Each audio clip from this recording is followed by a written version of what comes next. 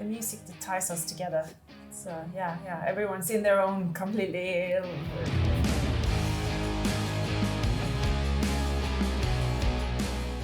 I thought we could start talking about the Krigsgaldr, also because it was the first video that we made, and it was a very, very interesting journey, both to create the video.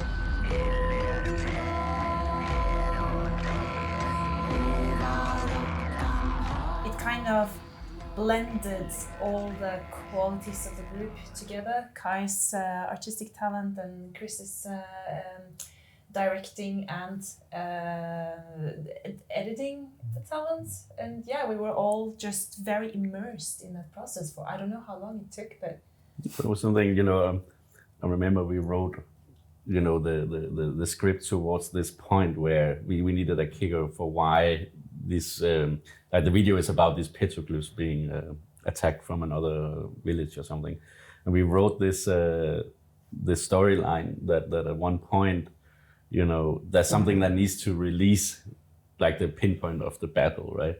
And at that point, we have been pushing that scene so far that when we had to sit and animate it, we were just sitting in silence, and because we started to actually get emotionally involved with these little snail figures and stuff like that, because we animated the whole thing ourselves, right? So we took these ancient petroglyphs and sat and frame by frame.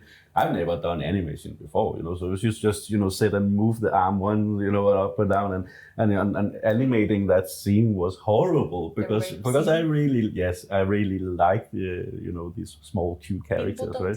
Little Bimbo-dottir. Yeah, they all got names. Yes. The heroine's name was Bimbo-dottir. Well, but that's more like the common song name. Yeah, maybe. Yeah, her nickname. Yes. But the most fun stuff was to do the battle scenes. That was really fun, really funny. I think.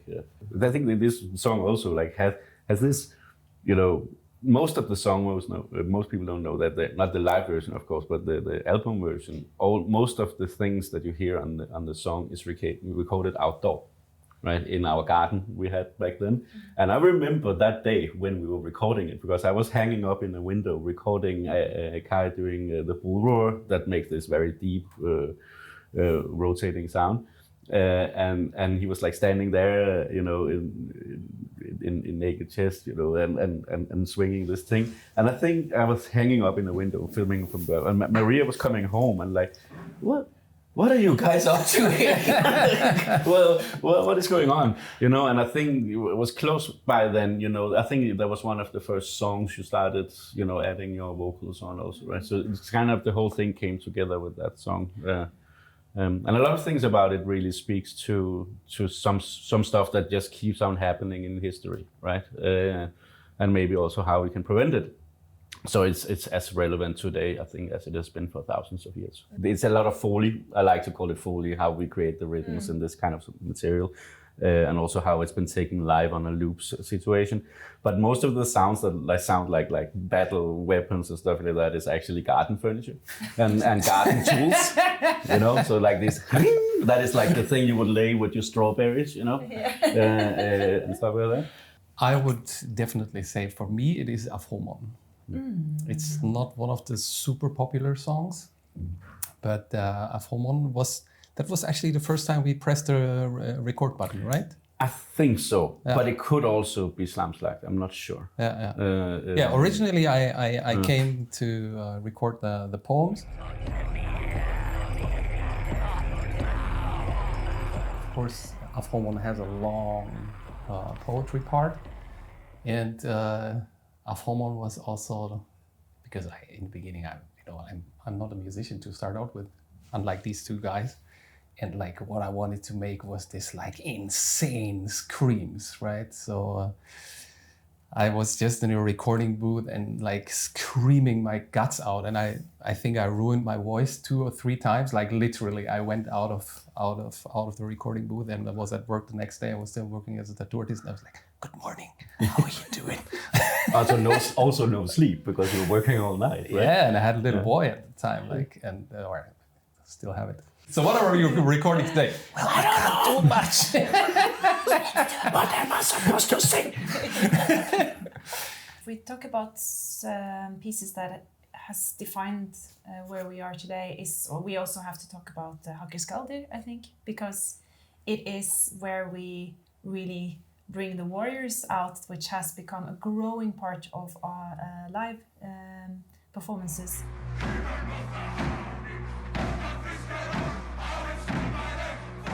Something that just started with someone who was supposed to maybe be a little bit in the background, and of course, except from Hakkerskaldyr, where they are completely fronted, has slowly grown into being a very, very integrated part of everything we do, and is a homogenic, is that the right word? Homogenic group within the group? Yeah, it's a group in a group. Yeah. That works individually, but very much a part of the fellesskap. So the lyrics in Hakkerskaldyr is the same as Krigsgaldr. It's the same lyrics, just shouted instead of sung. And on the album and even the live version, it comes out of the other, right?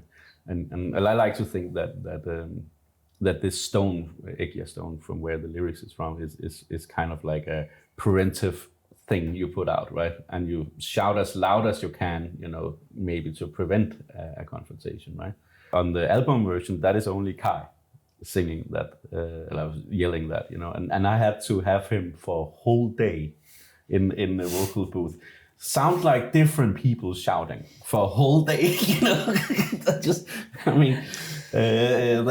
was quite a session, right? Like, because he had to, do like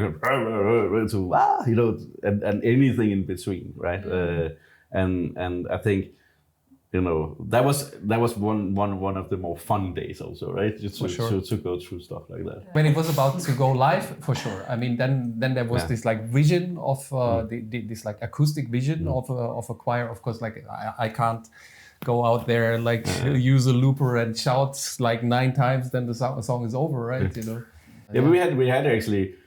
Before Castlefed, we had a dress rehearsal basically where we made our private little event in a place that Maria worked at, that we have also done other music videos in and stuff like that. And we have invited like 50 people or something like that. But at that time we hadn't assembled the warrior choir, so it's only me and Kai standing, and trying to and people like was supposed to like believe, how this will become, right? The 2-man army. Yeah, it was really it was cool. But I think the energy there is really important, and it talks to that you can achieve these bigger ideas and productions with very little means. Like, also I had to stand for a day or something, just sounding like a million spears and I don't know what, right?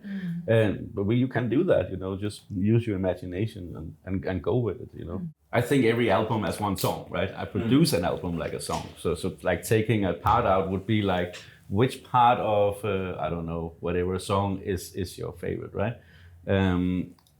But I think we should mention Anoana. Anoana is a song that is a bit different compared to that.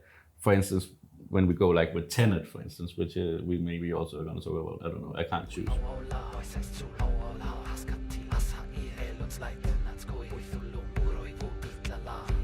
This is a song where we try to put it down as, okay, how do we make a song that just works as a song with a relatively open storyline for it? And even further for that song, how do we put it into a realm with a new film director? Because up to that point, we would have been making everything ourselves. And for us to go to a point where we kind of open up creatively and invite new people in to add to our universe was healthy at the time, but of course nerve-wracking also, but also very rewarding in the other end. It was a beautiful, beautiful way of the collaboration with that, with a director from Trondheim who just caught it. She just caught the energy of the song, at least what it means for me as well, because if we're singing in a dead language that no one knows the meaning of, we only know a few keywords: Landa, warrior, protector of the land, and a few others. And yeah, the way she interpreted that into being a young child born with the special powers to help her tribe through a difficult time. It's just it's really moving, and it's one of my favorite songs. If I have to choose. Can you reveal what you think happens with her when she butts the head with the animal? In the end there? Mm-hmm. Oh, well, I think it's so beautiful to hear that it's a lot of different interpretations of that ending. But for me, I see the energy of the bull and her powers needing to merge to reach the final state for her to actually help the tribe. Oh, okay, yeah. So that's the level she needs to level up. I just think it would be so cool if they animated the one where it's like from afar, where you just see her go like, you know.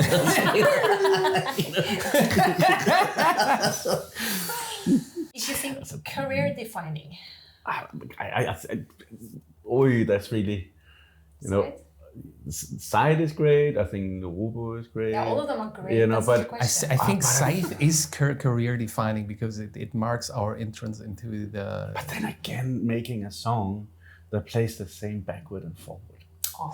Okay, Tenet. Yes, of course. Tenet is something we should talk about. Yeah, because that was very special. That took a fucking long time. I almost drove him mad with this song because he was listening to the same thing for months, you know, and it never stopped.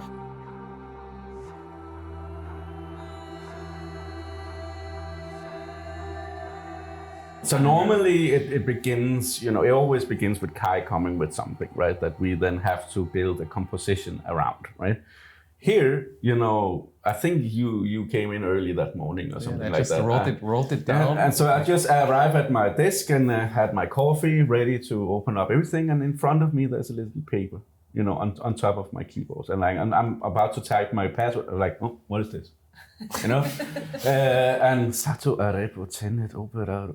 What? You know? What is this? And Kai's just sitting, you know, drawing, you know, in the corner, you know, like waiting, you know, for the start to happen, right? So immediately, this was, of course, amazing. You have a palindrome that reads the same thing. And I want to say this is before the movie came out. We had no idea. Yes.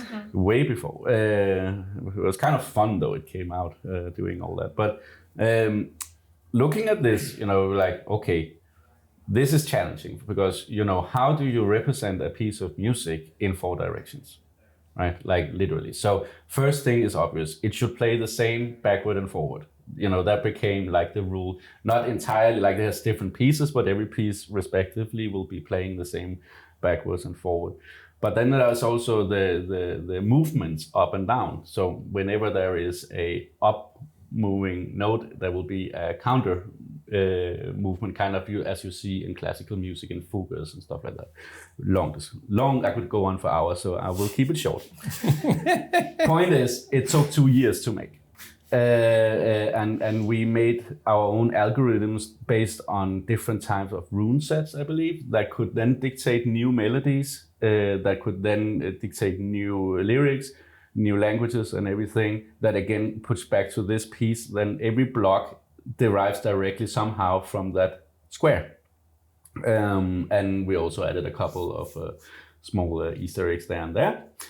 Some of Kai's personal compositions and stuff like that. And all in all, that has been a travel. Also, just to get it live has been extremely complicated, right? Because if something has to sound great going forward in time, how do you also make it sound great the other way, right? Because often something that works in 2 directions can maybe kind of, you know, erase each other out and sound weird, right?